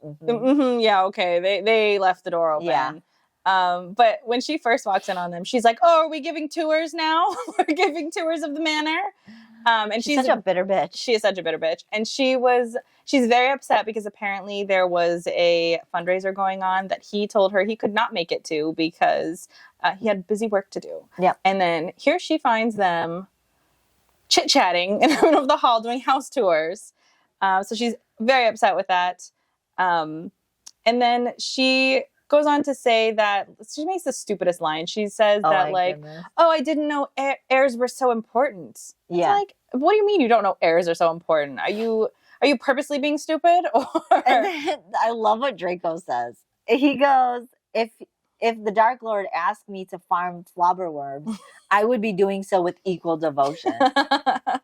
I was like, I read that. I'm just like, oh my God. Like, obviously he married you because he was told to. So what don't you think he would stoop to kind of please his master? Yes. Are you fucking kidding me? Are you that dense? Yes. And in fact, I would have said that to her. Like, hey, my master told me to marry you, and now I'm doing it. He didn't tell me, like, whatever he just said to Hermione, I would have repeated it to her. Yeah. He didn't tell me to care. Yeah. He didn't tell me to care. I did what I was doing, and that's all I needed to do. And you can't produce heirs for me, so this is where we're at. And, like, Astoria, you're hosting a fundraiser. You think the High Reeve has time to care? He don't give a fuck about your damn fundraiser. No, he doesn't. He does not give a shit. He doesn't need to make a fucking appearance at your fundraiser. And I imagine her fundraiser is to, like, feed the dying souls or some shit like that. Some stupid shit. And he's, like, killing people. Like, yeah, and there's no, like, could you imagine seeing Draco Malfoy just showing up at a fucking fundraiser? Like, how cheesy. He's like the Batman. Yes. He's like Batman Draco High Reeve, and then he's Bruce Wayne Draco Malfoy. Yeah. If he's going to no fundraiser, he ain't going with you. No, not with you. Yeah. And it's so cheesy. No, the fucking...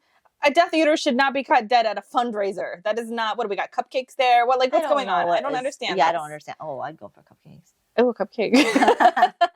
Some cupcakes. Yeah.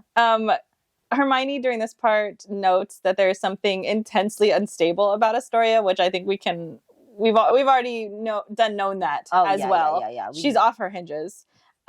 I think this part is so funny because Hermione's thinking that she does not want to be between these two because they're bickering back and forth, and she's sort of standing like between them, and she's like, if I step back, they're gonna know. Like, it's gonna be obvious. I can't just like sneak out of here. So I've just gotta sort of stand here and be really awkward.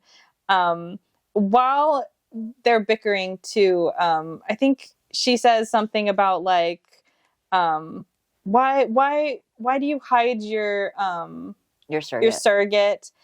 Which is, why is she saying this? I don't understand. Why are you hiding your surrogate? And he says, well, you don't want me to even have her about, so what do you want me to do? Do you want me to prance her around and stuff like that now? You told me you didn't want to see her.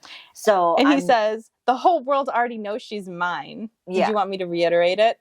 I love that. Oh, I'm yours? Did you just say I was yours? Yeah. Well, that's the thing is, like, she said, I don't want to see her. He said, he's doing what she said, and now she's mad that she's... Like, bitch, fucking figure this out. What do you want? Yep. And so... I can't believe you're hiding her away. Wait, what? And now and then What? she's like, well, do whatever the fuck you want. And then she leaves. It's like, you don't want me to do whatever the fuck I want. That's why you're here bothering me. You she just is got mad unhinged. you just got mad about me not doing what I want to do, and now you're telling me to do it. Bitch, you're confusing. Yeah, no, she's just here to start shit, is what she is. She's just so emotionally confused. She just wants to be around him, and if that means bickering with him, then that's what she's gonna do.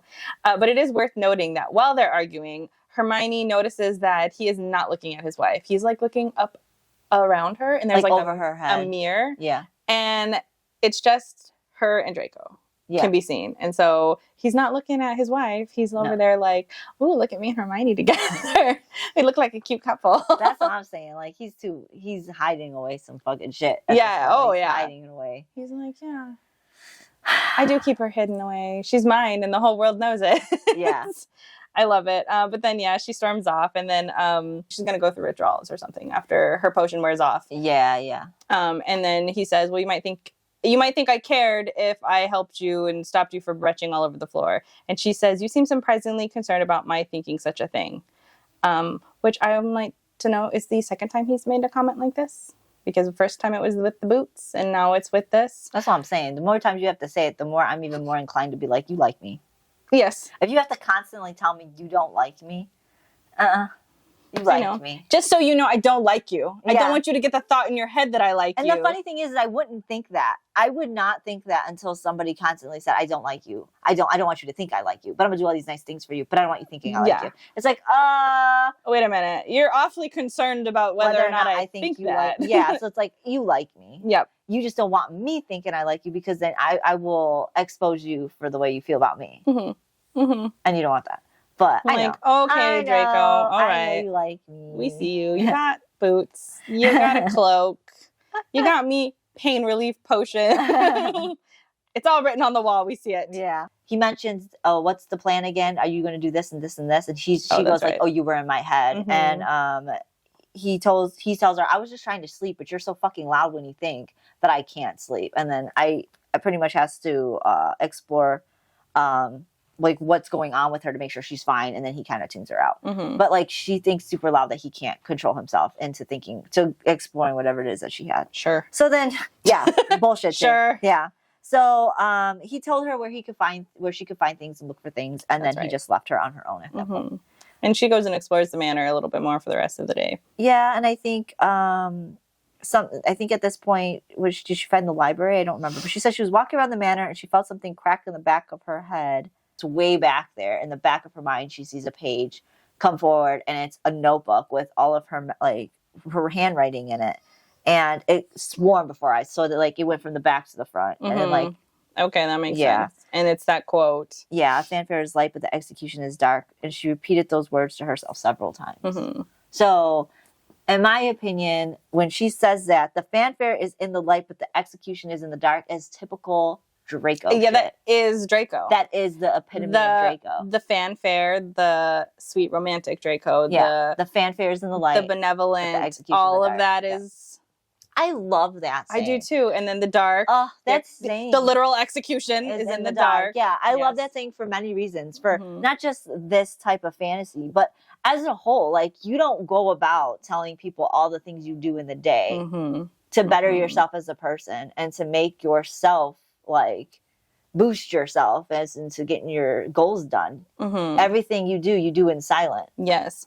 But the execution is in silent, what you do, but also the idea that you show everybody a confident side of yourself as you're doing it. The distraction, the fanfare, the glitz and glamour are what everybody sees, but what's really happening is behind closed doors. Is in the execution or in the dark. Yeah. Yeah, I love this quote too. Such a great quote. Yeah, it's such a great quote. And after that, she walks to the stables and she discovers that he has winged horses. And then she also sees that there's a family cemetery, and it's his mom. All of them are overgrown except for his mother's has been cleaned and carefully maintained. And then she goes to sleep and wakes up, and then she feels like she's dying from the withdrawal again. Yeah, and for 2 days she experienced that shit.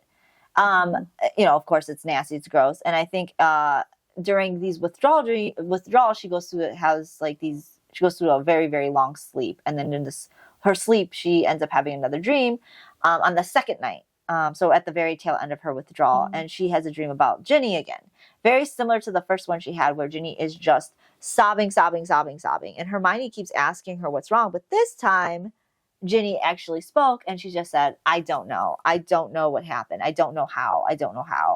And Hermione wakes up from that, and she could not remember Ginny having a scar or why she was crying. And she actually wondered at this point if she was the one who actually healed her scar. So it's just like a range of emotions she's having with Ginny. But it's the same ones. The same one she had when she dreamt of her the first time. No real anything different or significant. Just lots more questions. Like, she just didn't know. Yeah. Which, obviously, we already know that Ginny didn't know. And then she also wanders back to her thoughts about Draco. And she notes that he seems to be accumulating power without any real reason behind it. And that he's following Voldemort's commands with devotion, despite having, like, no taste for them. Which, again, is his marriage to Astoria, as well as his enslavement of Hermione. Which is interesting, because that is the biggest question that's looming over all of this, is like, okay, you're accumulating all of this power. You're following these orders to a T, like literally making it your entire personality. But like, why? What's the reason? Yeah. Tell us now. Tell us. Hermione is desperate to know. Yeah. And then after that, we just sort of flash forward, and Hermione is fertile again. Oh, man. It's that time of the month. And of course, it's the same shit Hermione is already used to. She's resigned herself to being just like, okay, let me lay down on this fucking table. But it starts to feel like it's just inevitable, that this is just going to be something, and everything's just starting to feel less and less. Like, even without the acclimation potion, she's just starting to feel like this is just what's happening. And her mind was twisting itself up with rationalization, trying to make herself adapt, trying to make herself survive. So the idea that none of this stuff is phasing her, she's becoming desensitized to it, is because her mind is making her adapt to whatever it is that's happening. That's become routine. Yep. And then after that, he comes in. Well, he does his 5 days, and then he comes in on the 6th day, reads her mind. Yeah. And then he just sort of leaves her. He doesn't have conversations during the issue, or the issue during the situation. Then he comes in, reads her mind, leaves, and she's on her own. She explored the manor, but she was noting that she couldn't find him. He was nowhere to be seen. Yeah. She had nobody to talk to. But she just kept walking around the manor. But on one of her walks around the manor, she does happen to see Astoria with her secret man. Come to find out, the secret man is none other than Montague himself. Yeah. And of course, she's taken aback by that. She wasn't expecting him, and then 2, he's also like looking, like he's walking around the manor with Astoria, but he's like looking around. Yeah, it's almost like he's on a mission for something, trying to figure something out or find something. Yes, and she notes that they're doing it in literally every place but a room. So she keeps like stumbling upon them. It's so weird. Yeah, she notes that she's kind of figured out all of the secret like elf passageways, so she tries to stick to those. She's thought about watching a session to make Draco uncomfortable, but then she's like, well, he knows it's happening, and it would just make me wildly uncomfortable. He obviously doesn't give a shit. He doesn't care. No, he does not care. And essentially, after watching Montague for a while, she's come to realize that he's having an affair with Astoria, but he's looking for Hermione. Yeah. That's what she's sort of deduced from watching him for like a couple days or a couple weeks. And then she starts thinking about, like, why is he looking for me? Is he trying to give me a message? Is he trying to rescue me? And then she's wondering whether or not she should reach out to him. And she ends up deciding that she's not going to. She's not going to risk it, and she's just going to keep watching them for a little bit. And then after a couple days of this, Healer Stroud pops in again for her, her monthly check-ins. Yeah, and she notices that Hermione is got low sodium levels, and Hermione then tells her that the food is pretty much fucking gross. There's no salt, it's served bland, and Healer Stroud is like pissed off about this, so she calls Draco, and Draco comes immediately, but he's pissed off, so I'm assuming he was somewhere, and he was interrupted. And he said, I did not know this. Astoria is in charge of the food, and I thought she was getting the same shit we were. And he'll find out what happened, and then he went back to work. And then that night, the food was no longer bland, and she had a salt shaker. So it was like really good food at that point. So she pretty much at this point was eating everything. Yes. Now Draco and Astoria is eating. And it's interesting to hear. Well, not interesting, but it's worth noting that, again, she's not pregnant. And that's why. And so Healer Stroud is like going through all of her notes, trying to figure out what is going on. Because now it's what, month 3 or 4? This would be, I think, the third. The third month, and she's still not pregnant. And so she says, well, it must be your freaking sodium level. So that's why they do that. And then he does come in after she's done eating. And to check on her food. To check on her. And I like that he comes in because he's so upset. He's like, I must be the one to fucking oversee everything that goes on here. And he's like, you could have told me. And she said, if I were to start complaining, the food would not be the first thing I'd bring up. Okay, Hermione. I would have brought that up because the first night they're there. It is the food. Like, I would be complaining about it because honestly, if you think about it, she is an order member who is now like the world is completely people of Voldemort's control. I mean, as shitty as it is, Draco's house seems to be the safest place to be right now. Yeah. So I would be complaining about the food first. Yeah, like because that's the first night you eat the food, and it was my one comfort in this. Whole entire manor could be some good ass food. Yeah. I'm getting boiled. So she says, if I were to start complaining, I wouldn't be the food. You didn't get raped the first night. You ate the first night. And that first night was a nasty ass food. So yeah, I would have started my complaints with the food. To be honest, I would have. Maybe you should have made sure I'm taken care of because that's your fucking job, dude. That is his job. Why he gave that to Astoria? Yeah. Is interesting. Yeah. But anyway, so after that little conversation, he walks over to the window and is looking out, and she's like glaring at him. And she's pulling a U where she's like, I hope you die the worst. She's thinking it. She's thinking it. She doesn't say it. I hope you die the worst fucking death ever. And then I think that's when he acknowledges it. He turns and he's like, noted. Yeah. Noted. And then he enters into her mind and he sees obviously everything that's happened since the last time he did it. And he pops out and he says to her essentially that Montague got the mark because she was wondering where he got it and when he got it. And he confirms that Montague got a dark mark after the battle. It was an acknowledgement of the exceptional service he rendered. And Draco sneers at that. And then she asks him like better service than you or something like that. Or he said, I rendered better service. Like he's doing a whose dick is longer competition here. So weird. I rendered better services, which is why I'm the High Reeve. Yeah. And then he also says to her, if you have hopes of involving Montague, you should let them die. So clearly he's seen in her mind that she's tossing ideas back and forth about what Montague is doing here. Yeah. And then after that, I think a week later, we jump a week later and she's having another dream about Ginny. Yeah, so Ginny's dream, I think this time she does kind of get a little bit more into where she left off from the second time around. And Ginny mentioned that she has a relationship with Harry, and she asked Hermione if she can make a contraceptive potion. And Hermione states at this point that she's already brewing some, and that she's already brewing some right now, and that she has some like in stock. She uses it. I want to say she uses it. Or she doesn't use it. She says that she always has it because she is a healer and a potion maker. So, of course, she's going to have it. Because Ginny questioned why she has it. And that if she's seeing somebody, because she always seems lonely, it would be nice if she had somebody. And then she asks her if she is talking to Snape. Not just talking to Snape. Like, with Snape. As in talking, as in, like banging, yeah. And so she's just like, no, he's just somebody that I see as a mentor, and he's helping me out. And she's just like, well, where's the funny time? She didn't say it like that. But this is how I believe the conversation went. Even it's very, very close. Let's just say this is their impromptu conversation that I think in my head. So she's like, are you fucking Snape? And she's just like, hell no, I ain't fucking Snape. He's just my teacher. And she's like, well, I would understand. Where's the funny time? You get what you can get where you get it. And she's like, but not with Snape. It's not.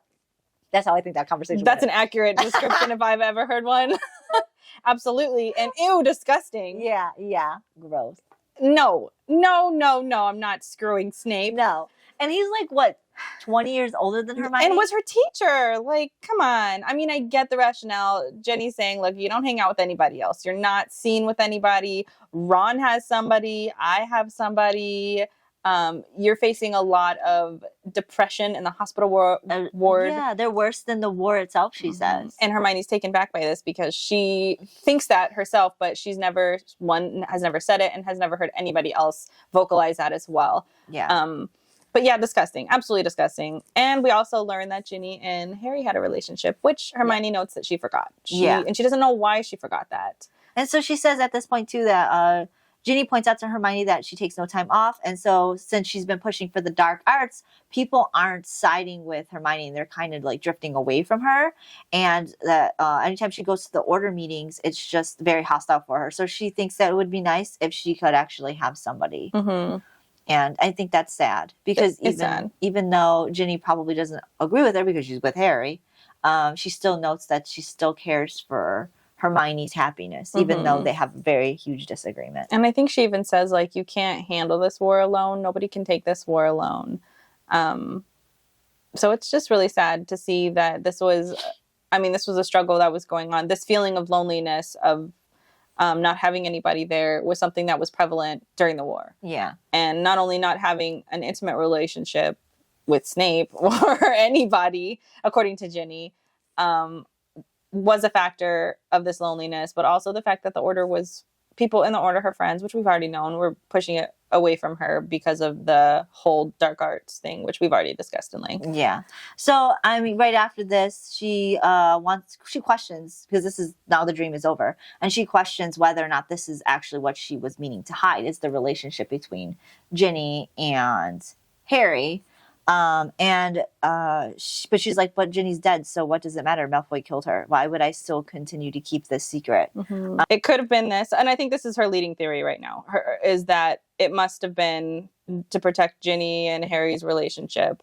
That must be why, even though I don't have any of the memories of it. And I don't know reason why I would protect. Yeah, she's just, it's like, okay, at this point, Hermione, I know you're trying to reason and rationalize why you lost your memory, but you don't have enough evidence to put pieces together. It's like you're trying to build a puzzle with two pieces. Yeah. It's like, just take the memories as they're coming in, and analyze them as they're coming in. You don't need to like sit here and keep thinking about, is this the memory? Is this the reason why? No, like, until you've unlocked all of your memories. Or a good chunk of them. A good chunk of them, She has unlocked she maybe had 4 dreams so far, and most of them were inaudible and decipherable. And about Ginny.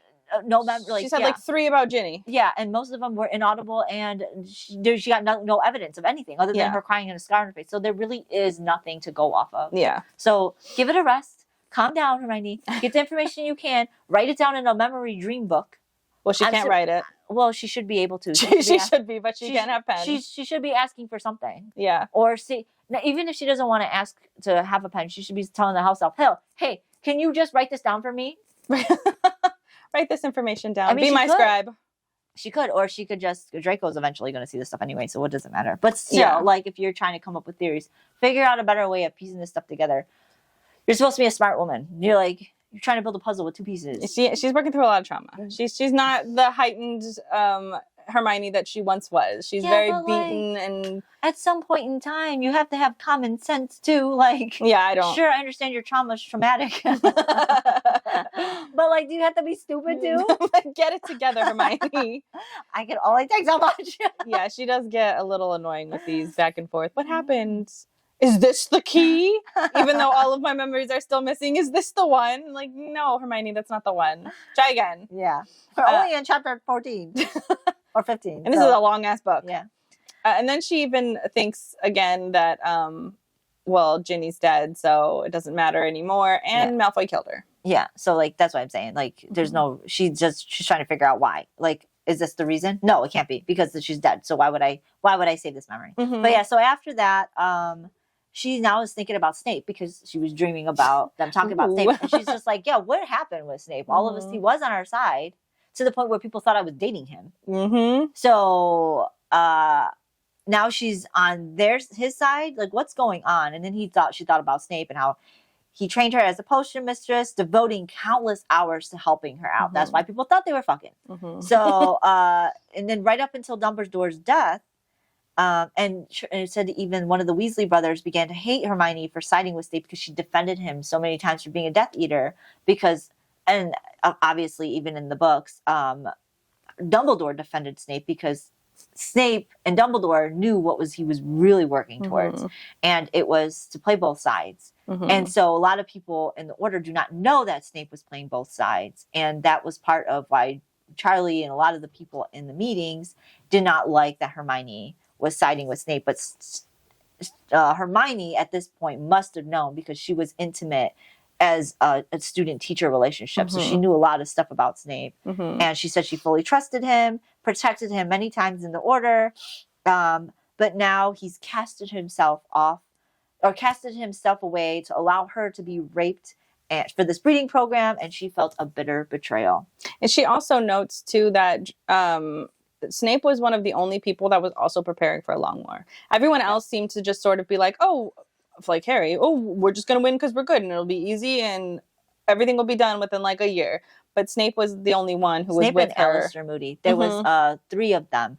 It was Snape, Alistair Moody, and Kingsley were the only 3 of the Order members that were actually on Hermione's side, but they all weren't liked. Yeah. So it didn't matter. It wasn't like Harry is part of Hermione, but like I think a lot of those Order members were still not seen as I don't know, they just weren't looked up, like Harry didn't really like them at the time, which is so crazy because in the books Harry loved them. Yeah. So well, that's what happens when you don't choose toxic optimism. You fall out of Harry's favor. That toxic positivity just really eats at me in this book. It really does. You start to see it more and more every time. But yeah, Hermione was just like trying to be like, you know what, fuck this. I'm not thinking about this right now. I've got other matters to think about. And then she goes and reads the paper, which also will start to trigger. I mean, every time you read the paper, there's something new. So. Yeah. But that's a lot of the outside world going on. But yeah, that's the end of these 5 chapters. Yeah, it's such a lengthy, and as time goes on, these chapters get longer and longer. They do, yeah. So I don't know. Maybe we're going to play it by ear. Like we said previously, we're trying to keep the episodes so like an hour and a half. Yeah. But anyways, this was all of chapters 11 through chapters 10. 11 through 15. 11 through 15, yeah. Yeah. I can't keep track of them anymore. And I think next week we're doing 16 through 20. Yes. Yep. So if you are interested, you can always follow us on YouTube, Amazon Music, Spotify. We're also on TikTok and Instagram if you care about our socials. Yeah. But thank you for visiting us for this week's episode, and we'll see you for next week's. Bye.